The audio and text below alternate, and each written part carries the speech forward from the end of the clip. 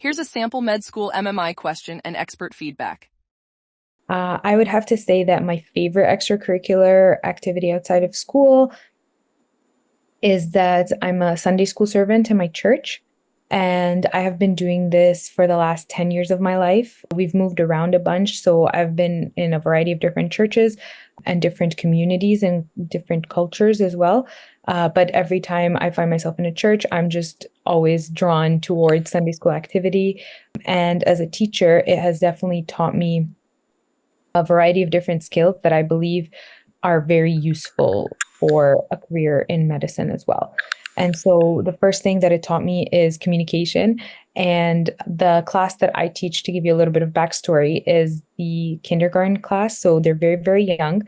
And so it taught me to communicate with a variety of different like age groups and individuals, because it takes a lot to be able to truly engage children that young in whatever we're talking about, and to teach it in a way that is fun for them, that is engaging and they're interested, and as well in a way that they actually do retain a little bit. And it's very interesting when being in the same church for a number of years to also watch them after they leave the class and they're a little bit older, they can approach you as well in other settings. And it taught me to communicate with them from a young age and as they got older. And as well, it taught me to communicate with their parents, because when things are nice, parents are a certain way, and then when they are stressed or something goes wrong, they act completely differently. And so it definitely taught me a variety of different communication skills in stressful situations as well as in positive situations. Another thing it taught me is a good balance of leadership and collaboration as well.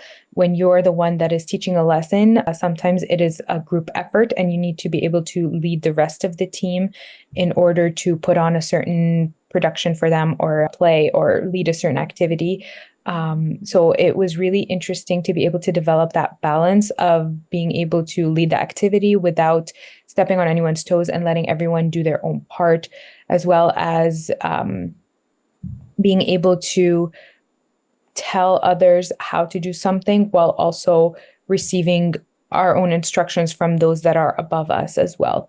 And so I believe that all of these qualities are truly important in medicine. It's important to be able to communicate with different patients as well as their families. And me personally, since I like children, I would hope in the future to be a pediatrician. So it's a very different way of communicating with your patients when they need to get vaccinated and you're just trying to be like, sorry, to comfort them and get them to not be scared of it, while also communicating with the parents what it is that you're giving and possible side effects and so on.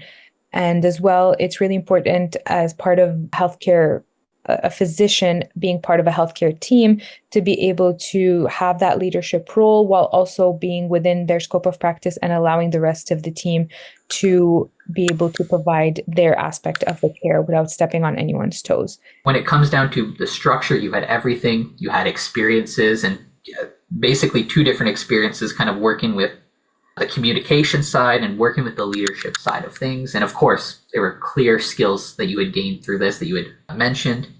And that future application, this applies directly to being a pediatrician in this case. And you applied each of those skills and stories very directly to, for example, giving vaccines, kind of making this kid feel like it's fun and they're engaged, and also dealing with the stressful time for the parents, explaining everything clearly. So excellent job there. One of the things that you could have done to expand on this answer is just provided some of those examples behind some of the actions that you did. You said that it can be hard to engage and be fun in this environment, but how did you engage these kindergarten students to be actively involved? And you had mentioned later on in the leadership that you would put on plays and things like that, and maybe that was involved.